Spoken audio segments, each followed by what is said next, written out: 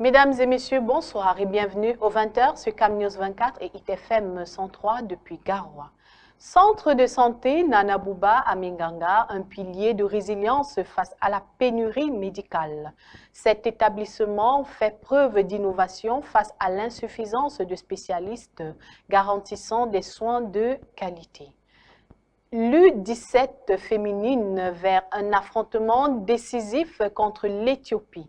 La sélection nationale U17 affronte l'Éthiopie ce samedi au complexe sportif d'Olembe dans le cadre des éliminatoires de la Coupe du Monde. Voilà, mesdames et messieurs, c'est tout pour les titres. À Minganga, le centre de santé Nana Bouba se dresse comme un pilier essentiel répondant avec dévouement aux besoins médicaux de la population. Dans un contexte marqué par l'insuffisance de spécialistes, cet établissement fait preuve d'innovation et de résilience pour garantir des soins de qualité, offrant ainsi un espoir tangible à ceux qui en ont le plus besoin. Reportage de Roméo Ben Yalam.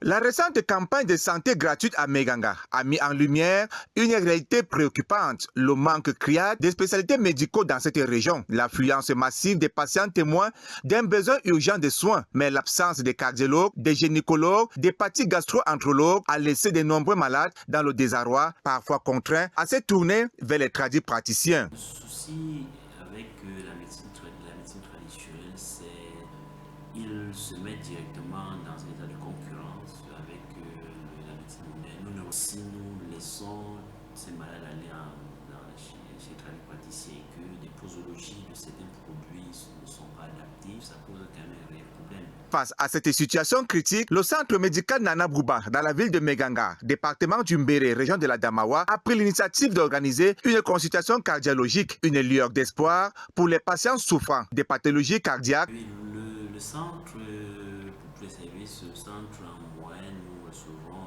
entre 250 et 300 consultations de façon mensuelle, tous services confondus.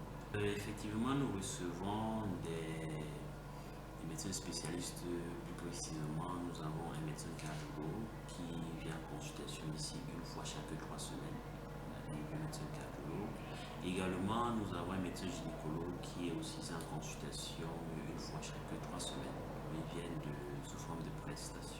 Les symptômes de cette carence en spécialité sont alarmantes. Les patients livrés à eux-mêmes, des diagnostics tardifs, des complications évitables, l'absence de gynécologues, par exemple, met en péril la santé des femmes, notamment les femmes enceintes. Le manque d'hépatie gastro-entérologue laisse des personnes souffrant des maladies digestives sans prise en charge adéquate. Maladie cardiovasculaire, comme son nom l'indique, c'est une maladie qui attaque le cœur et les vaisseaux. Les facteurs de risque, entre autres, nous avons la sédentarité, l'obésité. L'initiative du centre médical Nana Bouba est certes louable, mais elle ne saurait pallier à elle seule le manque de spécialités dans cette région. La mise en place d'une fréquence de réception pour les patients cardiaques est un pas dans la bonne direction, mais il reste encore beaucoup à faire. Donc, dans le cadre de la collaboration avec le centre de santé Nana Bouba, nous faisons des consultations présentement tous les 2 samedis chaque mois. Généralement, les cas que nous rencontrons plus fréquemment ici sont des cas d'hypertension artérielle et plus rarement des cas d'insuffisance cardiaque. La présence ici est bénéfique dans l'offre de cardiologie par cet hôpital est très bénéfique pour la population. Déjà, ça raccourcit le trajet pour avoir un cardiologue, mais surtout, ça permet à la population d'être dans leur environnement. L'analyse est sans appel. La présence des spécialistes est vitale dans le Mbéré, voire dans toute la région. La satisfaction des patients lors de la consultation cardiologique en est la preuve. Mon père souffrait d'une insuffisance cardiaque. Et on souffrait de temps en temps pour aller au son programme. Mais comme maintenant on constate qu'il y a un cardiologue ici, au niveau du Minganga, là ça nous soulage quand même. Et on est venu, on a trouvé la consultation était parfaite. Mais c'est que nous aimerions qu'il reste définitivement ici. Il est donc impératif que les autorités sanitaires prennent des mesures urgentes pour pallier ce manque criard et garantir des soins de santé de qualité de tous. Car il est temps d'agir pour que la santé ne soit plus un luxe dans le département du Mbéré et voire toute la région, mais un droit pour tous.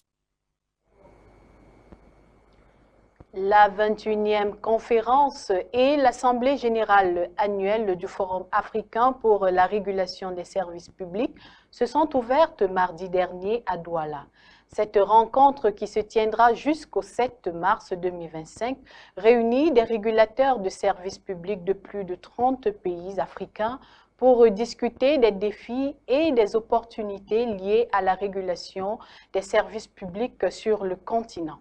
La cérémonie d'ouverture a été présidée par le ministre délégué auprès du ministre des Transports, Njoya Zakariarou. Plus de précisions avec notre correspondant Zobel Apollinaire.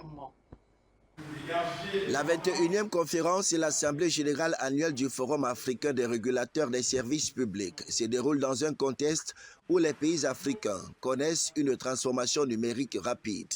Les technologies intelligentes, telles que l'intelligence artificielle, sont de plus en plus utilisées dans les services publics pour améliorer l'efficacité, la qualité et l'accessibilité des services.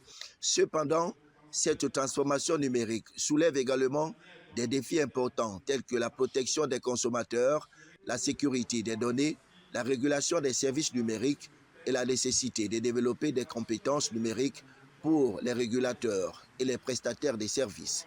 C'est dans ce contexte que la rencontre de Douala rassemble les régulateurs des services publics africains pour discuter des meilleures pratiques, partager les expériences et élaborer des stratégies pour relever les défis liés à la transformation numérique des services publics.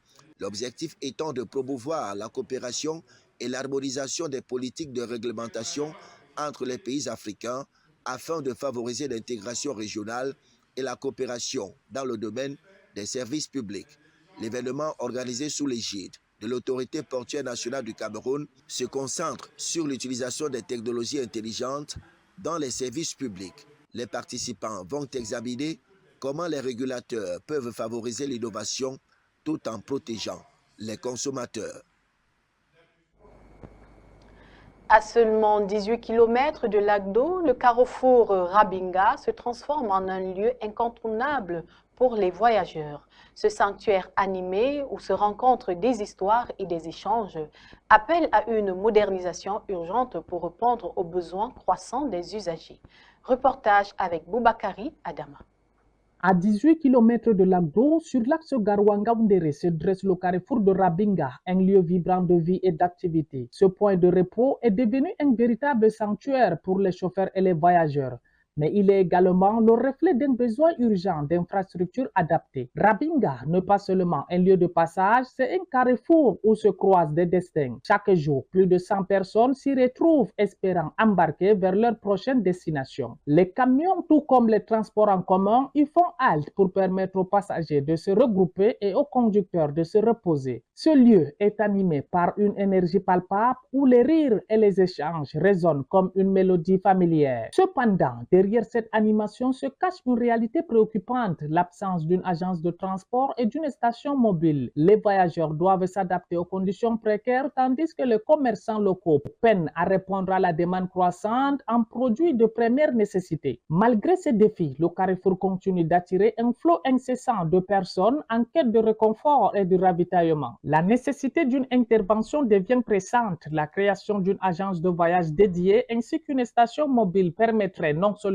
d'améliorer le confort des usagers, mais également d'organiser le flux de passagers avec efficacité. En innovant dans ce sens, Rabinga pourrait devenir un modèle d'excellence en matière de transport local. Il est grand temps que les acteurs du développement local prennent conscience du potentiel inexploité du carrefour Rabinga. La mise en place d'infrastructures adéquates transformerait ce lieu en un véritable hub du voyage, où chaque individu trouverait satisfaction dans des conditions optimales. En conjuguant efforts et vision commune, nous pouvons faire du carrefour Rabinga un symbole d'espoir et d'innovation pour tous.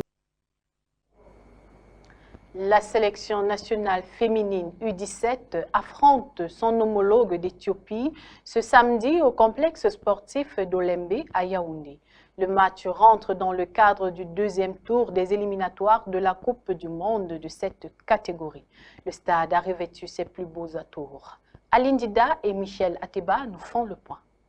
3 ans après la finale de la Coupe d'Afrique des Nations 2022, le complexe sportif de l'Olembe renoue avec les matchs internationaux. C'est dans cette entre presque flambant neuf que les Lions indomptables U17 ont choisi de recevoir leur homologue d'Éthiopie ce samedi en nocturne. L'infrastructure a fait peau neuve à tous les niveaux, tels que le montrent ces images prises en semaine. De la pelouse aux bancs de touche, gradins et autres, c'est un stade qui présente un beau visage. L'affiche contre l'Éthiopie rentre dans le cadre du deuxième tour éliminatoire de la Coupe du Monde U17 prévue cette année au Maroc. 28 équipes sont engagées dans cette phase éliminatoire contre 4 sélections africaines qui seront retenues pour la phase finale. La compétition se dispute du 17 octobre au 8 novembre 2025 dans le royaume chérifien. C'est la grosse actualité en ce moment en Angleterre. André Onana va-t-il convaincre ses dirigeants de rester malgré les mauvais résultats qu'enregistre le groupe? Plusieurs médias anglais annoncent le départ de l'international camerounais à cause des accusations portées sur lui par son propre manager. Cependant, l'international camerounais, lui, veut poursuivre son aventure avec le club. Aline Dida et Michel Ateba jettent un regard sur cette grosse actualité qui fait les choux gras de la presse d'outre-Manche. Selon plusieurs médias anglais, Manchester United envisage de soumettre une offre colossale à l'AC Milan pour s'attacher les services de Mike Maignan l'été prochain. Football Francast révèle que les Red Devils sont prêts à recruter l'international français pour concurrencer André Onana. Interrogé sur la situation du portier camerounais, Samuel Luke Hurst, rédacteur en chef de Manchester United, fait le point. Dans un article publié sur Manchester Evening News, le journaliste révèle que le gardien camerounais souhaite continuer avec Manchester United la saison prochaine, malgré le fait que Ruben Amorim envisage un autre gardien plus en forme.